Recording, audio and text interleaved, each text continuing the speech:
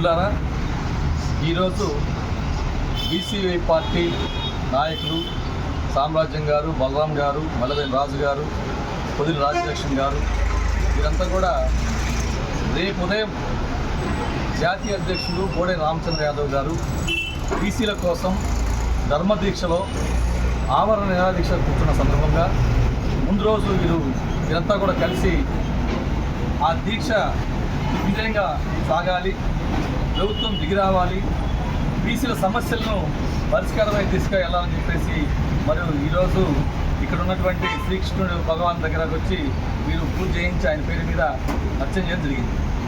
నేను సమాజ్వాదీ పార్టీ రాష్ట్ర అధ్యక్షుడిగా ఎప్పుడో చెప్పాం, విషయం ఏంటంటే బీసీల కోసం కానీ, ఎస్సీల కోసం కానీ, దళితుల కోసం కానీ, అగ్రవర్ణ పేదల కోసం కానీ వాస్తవంగా చెప్పాలంటే ఒక బీసీల పార్టీ మాత్రమే కాదు. ఇవన్నీ కూడా ఈరోజు బీసీవై పార్టీ పెట్టి బీసీల సమస్య కోసం పోరాటం చేస్తున్నప్పటికీ కూడా అగ్రవర్ణాల్లో కానీ, పెద్దధర కులాల్లో కానీ, వెనుకబడినటువంటి కులాలకు కూడా అనేక ఉపయోగాలు కలిగే కెరీర్ ఉదాహరణ తీసుకోవచ్చు మనం.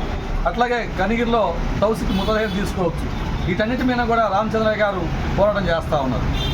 మేము సంఘాల్లో చాలామంది అడిగారు, పాస వెంకటేశ్వర గారు సిద్ధాంతపరంగా ఉన్నారు మరి అంటే నేను ఒకటే చెప్పా, 2001లో పాలూరు రామకృష్ణయ్య గారిని, ఆ తర్వాత విజిఆర్ నారగోని గారిని, గొల్లపల్లి సూర్యారావు గారిని, ఆర్ కృష్ణయ్య గారిని, ఈ రోజు ఉన్నటువంటి కేశవ శంకరరావు గౌడ్ గారిని, ఇలా ఎంతమంది అయితే బీసీ సంఘాల్లో పనిచేస్తున్నారో ఆ రాష్ట్ర నాయకులందరూ కూడా ఉమ్మడి రాష్ట్రంలో కూడా ఈ జిల్లా నుంచి స్వాగతమైనటువంటి వాళ్ళు నేను మొట్టమొదటి వాడిని. అంటే బీసీల సమస్యల కోసం, దళితుల సమస్యల కోసం పోరాటం చేసినప్పుడు ఒక రాజకీయ పార్టీకి ఏర్పాటైంది. ఉమ్మడి రాష్ట్రాలలో ఇంతవరకు బీసీల పార్టీలో బీసీల కోసం పెట్టిన పార్టీ ఏదైనా ఉందంటే అది బీసీవై పార్టీ. అయితే ఈరోజు నేను ఇంటర్వ్యూ చూసాను, అయింది చాలా అద్భుతంగా మాట్లాడుతున్నారు ఆయన నిన్న విలేకరుల సందర్భంలో.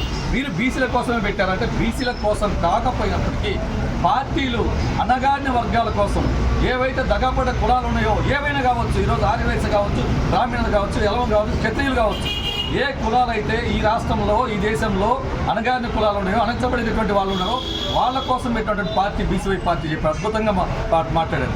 ఇంకో మాట చెప్తా ఉన్నా, సమాజ్వాదీ పార్టీ నుంచి నేను సపోర్ట్ చేసినప్పుడు సహచర మిత్రులు కొంతమంది ఖండించారు. మీరు రాష్ట్ర అధ్యక్షుడిగా ఉండంటే ఈరోజు సమస్యల కోసం పోరాటం చేస్తున్నట్టు ఏ నాయకుడైనా, పెత్తందారు కులాల్లో ఉన్నట్టు ఏ నాయకుడికైనా సపోర్ట్ చేసిన మనము వివిధ బూర్జో పార్టీల్లో కూర్చొని ఇంకా మేమేసాలు లెక్కేసుకుంటా కూర్చున్నట్టు బీసీ నాయకులకి సిగ్గుండాలి, బయటకు వచ్చి పనిచేయాలి, వాళ్ళ కోసమే ఉండకూడదని చెప్పేసి మనం ఖచ్చితంగా చెప్తా ఉన్నాం. అయితే ఆమరణ నిరాహార దీక్ష అనేది సామాన్యమైన విషయం కాదు, మీరు గమనించాలి. ఈరోజు మండు టెండలు 40 డిగ్రీస్ దరి చేరినాయి. 11వ తేదీ రేపు మార్నింగ్ పెట్టారు. మరి ఆయన ఆరోగ్య పరిస్థితి చూసుకోవాలి, మరి కుటుంబ పరిస్థితి చూసుకోవాలి.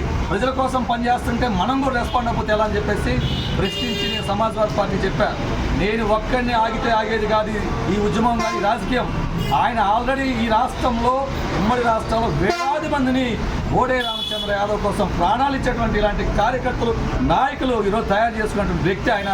నేను కూడా నాకు తెలియకుండా రాజకీయాల్లోనే ఉన్నప్పటికి కూడా నేను కూడా ఆయనకు దాసోహం అయ్యి రేపు పొద్దున్న నేను కూడా వెళ్ళి సంఘీభావం తెలియజేస్తూ ముఖ్యంగా సంఘాల్లో ఉన్నటువంటి వాళ్ళు, బీసీ సంఘాలు, దళిత సంఘాలు, ముస్లిమ్స్, మైనార్టీలు, వీళ్ళతో పాటు అగ్రవర్ణ పేదలు కూడా మీరు రావాలని చెప్పేసి దీన్ని మద్దతు పలికితే నెక్స్ట్ అన్ని భవిష్యత్ కార్యాచరణలు ముందుకెళ్తారని చెప్పేసి మనస్ఫూర్తిగా ఆయన కోరుకుంటూ ఈ కృష్ణుడి గుడిలో నేను ఇప్పుడే మాట్లాడుతున్నా రామచంద్ర యాదవ్ గారితో ప్రయాణం చేయడానికి పార్టీలు పక్కన పెట్టైనా సరే మనం ఖచ్చితంగా మన సమస్యల కోసం ఆయనతో పనిచేయాల్సిన అవసరం వస్తే మేమందరం కూడా మీ వెంట ప్రయాణం చేస్తామని చెప్పి సమాజ్వాదీ పార్టీ నుంచి అఖిలేష్ యాదవ్ గారికి కూడా నేను మెమోరాండం పంపించాను.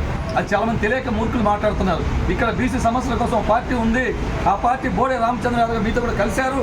గతంలో సమాజ్వాదీ పార్టీ అధ్యక్షుడికి ఇస్తానంటే కూడా సున్నితంగా తిరస్కరించి పార్టీ పెట్టారని చెప్పాను నేను. కాబట్టి అఖిలేష్ యాదవ్ ఆశీస్సులు కూడా అందరికీ తెలియజేస్తూ ముగిస్తా ఉన్నాను. Thank you.